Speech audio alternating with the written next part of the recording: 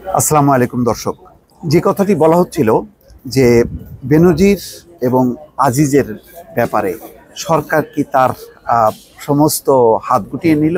অর্থাৎ একসময় যে বেনজির এবং আজিজকে মনে করা হতো সরকারের অপরিহার্য অংশ, এখন কি কোনো গুরুত্ব বা কোনো রকম মানে তাদের চাহিদা সরকারের কাছে নেই?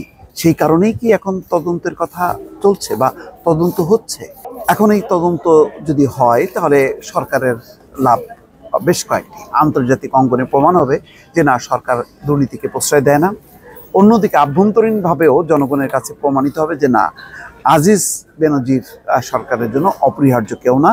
এবং যে কথাটি বলা হয় যে সরকার দুর্নীতির ব্যাপারে জিরো টলারেন্স এবং কাউকে ছাড় দেবে না, সেটা প্রমাণিত হয়। কিন্তু এই কথাও সত্য, যখন নাকি তারা ক্ষমতায় ছিলেন, যেই ঘটনাগুলো এখন সামনে আসছে, যত অপকর্ম বলি, দুর্নীতি বলি, সব কিছুই তো তখন তারা ক্ষমতায় ছিলেন। তখন কি সরকার এগুলি জানতেন না? পত্র পত্রিকা গণমাধ্যমে তো তখনই এই বিষয়গুলো সামনে এসছে। এখন বারে বারে সরকারের পক্ষ থেকে বলা হচ্ছে যে আজিজ এবং বেনজিরের ব্যাপারে তদন্ত হতে পারে এবং সরকারের কোনো আপত্তি নেই, কেননা সরকার কোনো দুর্নীতিকে প্রশ্রয় দেবে না। ওবায়দুল কাদের আওয়ামী লীগের সাধারণ সম্পাদক কিন্তু সেই কথাটি আবারও বললেন।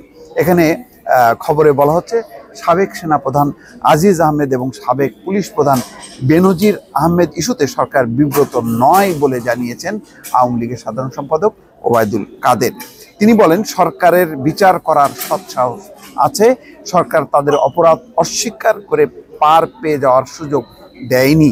দুর্নীতির ব্যাপারে সরকার প্রধান আপোষহীন।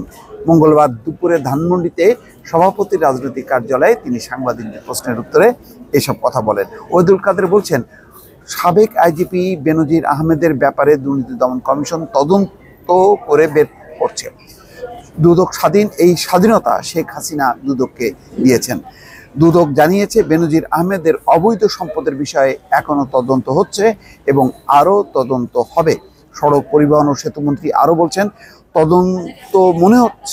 তদন্ত হচ্ছে মানে মামলা হলে বিচারের মুখোমুখি হতে হবে। কোনো অপরাধী শাস্তি ছাড়া পার পাবেন শেখ হাসিনার আমলে সেটি হবে না।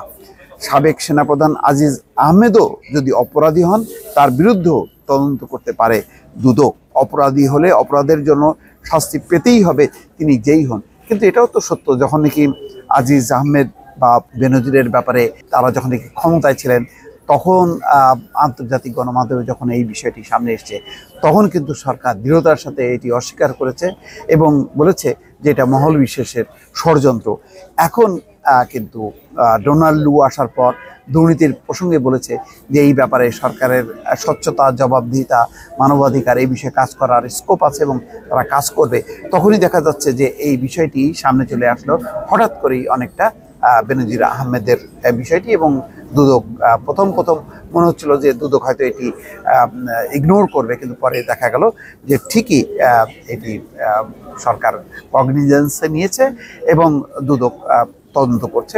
অনেকে ধারণা করছে বেনজির আহমেদ এবং তার যেই কন্যাদেরকে দুটি পৃথক ডেটে ডাকা হয়েছে এবং তাদেরকে জিজ্ঞাসাবাদ করা হবে এবং তারপর পরেই হয়তো বেনজির আহমেদ এবং তার পরিবারকে গ্রেপ্তার করা হতে পারে, তাদের পাসপোর্ট জব্দ করা হতে পারে। এই কথাগুলো কিন্তু এখন রাজনৈতিক অঙ্গনে কথাবার্তা চলছে। দর্শক ভালো থাকবেন, আল্লাহ হাফেজ।